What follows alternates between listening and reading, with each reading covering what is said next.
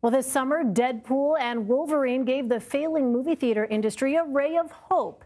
The Marvel heroes brought in a record-breaking $211 million in profits their opening weekend after Memorial Day ticket sales were the lowest in decades. Despite the box office boost from that movie and other summer hits, Twisters, Trap, and Despicable Me 4, movie ticket sales for the year so far stand at roughly $4.8 billion. That is significantly less than what was made by this point last year. Angelique Jackson joins us now. She's a senior entertainment writer for Variety. Angelique, thanks so much for being with us. So what is the main driver or drivers behind this decline in movie theater ticket sales? I'm glad you said drivers, because there's a few things. Obviously, we are looking at the changes that have been brought upon by COVID and people's viewing habits, but there's also been less movies actually in theaters. Only 54 wide releases have played in more than 2,000 theaters this year, which is about 80% of what's normally been in theaters by this point. And part of that is because of the Hollywood strikes of last year. So we are starting to see this rebound happening this summer after those big blockbusters, like you mentioned, with Deadpool, Despicable Me, and Inside Out 2. So then what tactics, Angelique, are theaters using to bring back and maintain those in-person customers?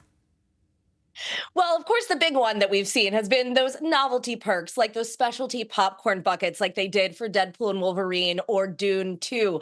But there's other things like cocktail bars or ways to make getting concessions easier. The biggest thing we've seen in general when it comes to movie going is that premium large format and IMAX are making up the bulk of ticket sales at about 14.4%. So a lot of people are also coming out to the movies when it is those bigger blockbusters, and there are special opportunities to see it, like Twisters in 4DX, where it, really brings you into the tornado. Right, because I feel like it would be appealing to, groups of young people, or you make it an event. It's not just about the movie. It's sort of the whole buildup surrounding it, right? It's not just what you see on the screen.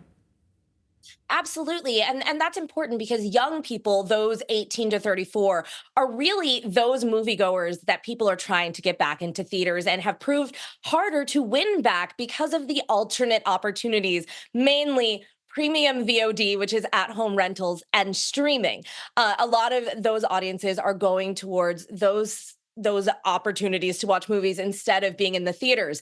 But we do need them back in the theaters in order to get back to these numbers. Yeah, and Angelique, for people who don't know, explain what these premium VOD, video on demand rentals are. How do they work? Because some of these theaters and studios are actually offering them now. Absolutely. So this is an opportunity to see a movie rental for, $20 at home. And then the films do often eventually end up on streaming, but this is the first opportunity to do it. It's in some ways a hangover from the COVID necessity where some movies opened, in the theaters and also on at home.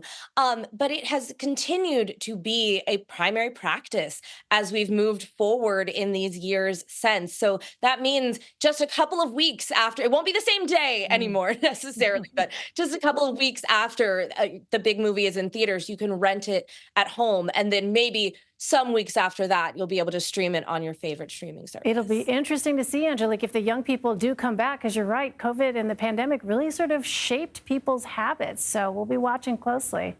All right, Angelique Jackson, thanks so much, Angelique. Thank you.